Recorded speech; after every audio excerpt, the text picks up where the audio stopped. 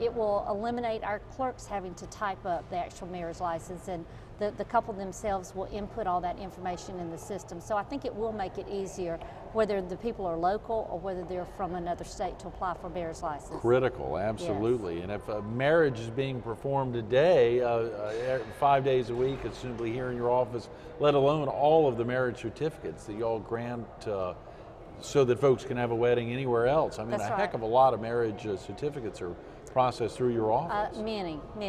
Today I signed a report, and we had over 300 last month that we incredible. issued. So we're quite busy in the marriage license area. A lot of people come to Horry County and want to get married. That is fantastic. You have to have a license in South Carolina, so they call on us to get their license. That's great. Well, let's hope they keep coming. That's right.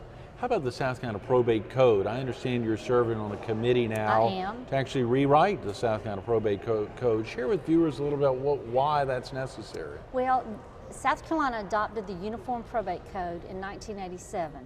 Right. So we have a code of laws dealing with the probate administration, dealing with probate in South Carolina that's, 23, 24 years old. Right. And over the last 24, 25 years, there have been a lot of areas that need to be updated and improved. So the South Carolina Bar, the Probate Estate Planning and Trust section of the Bar, decided to take on this project of going through the probate code from cover to cover and looking at every section of the code and rewriting those areas that need to be updated. And so over 2 years ago, a committee was formed made up of attorneys throughout the state and probate judges, and I've been serving on that committee and assisting in rewriting the probate code. And we are hopeful that we will be finished sometime this summer, and that we will have a bill ready to be presented next January to the legislature. How do you have time to do all this, Judge Edmonds? My Lord. And of course, we hadn't even gotten into it that you're married with 3 daughters. That's right. How do you even have time to do all the stuff that entails, let alone do all this? I have tried to make time to do this because I feel like that as probate judge, I should have an interest in how the laws affecting that area of law is implemented in South Carolina. And I've been doing probate work for 20 years now, and it's very near and dear to me. And so if there's a group of people looking to rewrite those laws, I would like to be a part of it. So that's why I've tried to make myself available to serve on this committee. As probate judge, I've had a lot of issues come up over the last 8 years. And I would look at the code and I would say, this is not addressed, or the code doesn't make sense here, or this needs to be changed. And so I've tried to bring those thoughts to this committee and try to incorporate some of those changes. So hopefully we will have a better law in South Carolina dealing with probate. Assumingly some of those changes truly will benefit the citizens of South Carolina and particularly Horry County or throughout the state. That's right. It is a statewide project, so it would be state law that we're adopting. Tell us a little about the South Carolina Association of Probate Judges. Is it the South Carolina, am I correct? Yes, that's right. And you, I believe, are currently serving as president?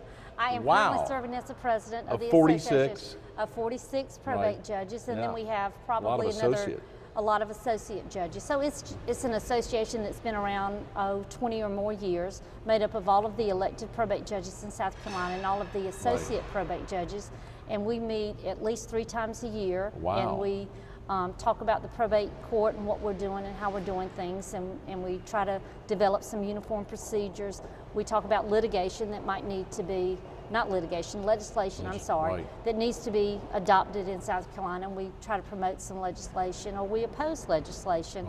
And we train our staffs. We have some annual training of all the staff members of the probate court. So it's a very nice association, wonderful people in the association, and I'm proud to serve as their president. Have there been some advances in other counties that we have not yet been able to take advantage of, or have there been some advances in Horry County that the other 45 counties around the state have said, my Lord, we got to do that? Well, I think the biggest thing is this new case management system. Horry County was far behind many other counties, including some of the smaller counties. Really?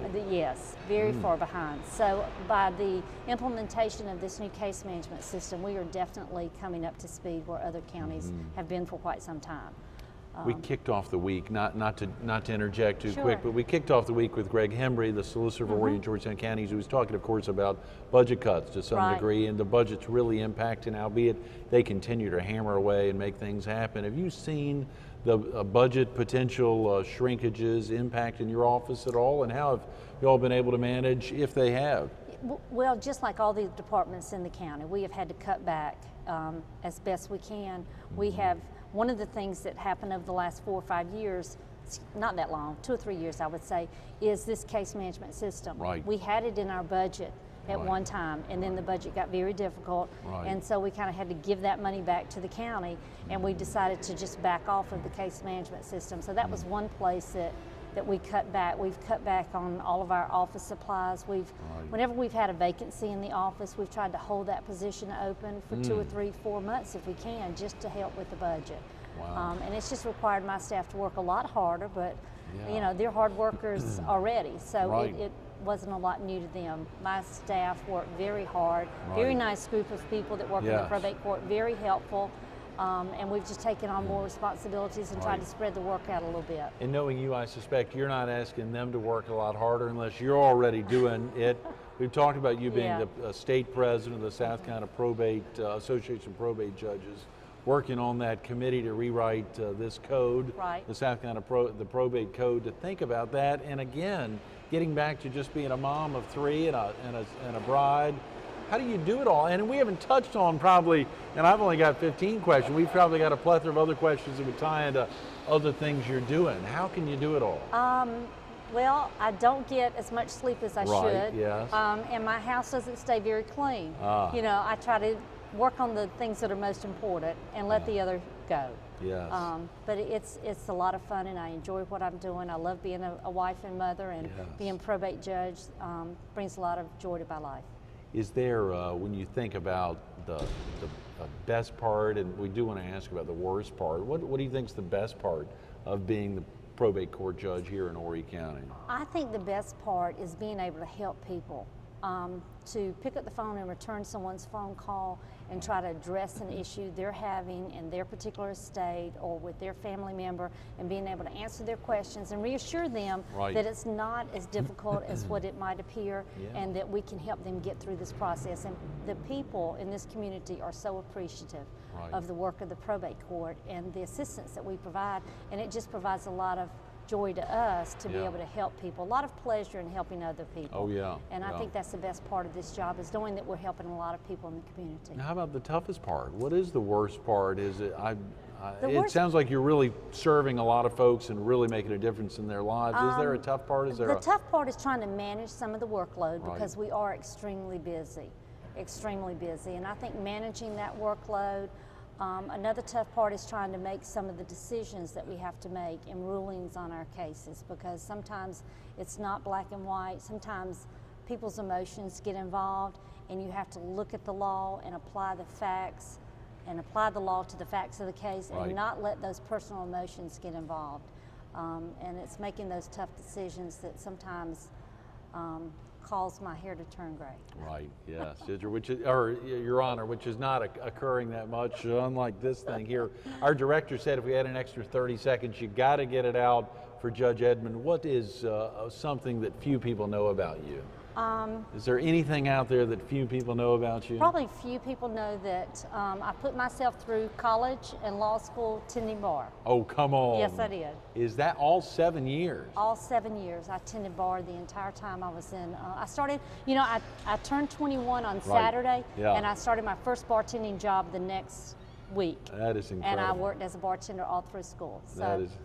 Well, that's great. I'm glad we got it up this morning. Thanks so much for being with us this morning. I enjoyed it, Greg. Absolutely. Stay tuned for a little more All-American People with your probate court judge, the Honorable Deirdre Edmonds. Coming up next. Even though we got through almost 20 questions in the last 25 minutes, I'm sure there's some other questions we could have gotten out there. They've got a frequently asked questions page on the horrycounty.org website. Just click on probate court and then get over there. I'm sure there's something you want to know, whether it's about your upcoming marriage or about your loved one who's about to go, or something that's about to happen, preparing for will or otherwise. There's some great questions asked and answered on the website. In addition, if you got a question, just pick up the phone, 843-915-5370, 915-5370. Someone in the probate court office will be able to help you out. The Honorable Deirdre Edmonds, thanks again for being with us.